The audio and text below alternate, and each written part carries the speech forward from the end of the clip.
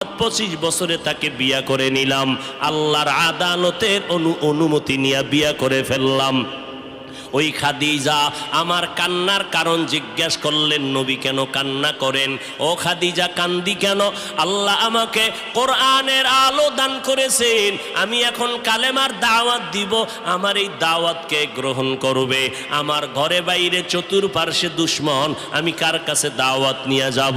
আম্মা জান খাদিজা চিৎকার দিয়া বলে, নবী কোনো পেরেশান হবেন না, এই জমিনের মধ্যে কেউ যদি আপনার কালেমার দাওয়াত না নেয়, আমি খাদিজার হাতটা ধরিয়া আপনি আমাকে প্রথম দাওয়াতটা পড়াইয়া দেন, কালেমা পড়াইয়া দেন।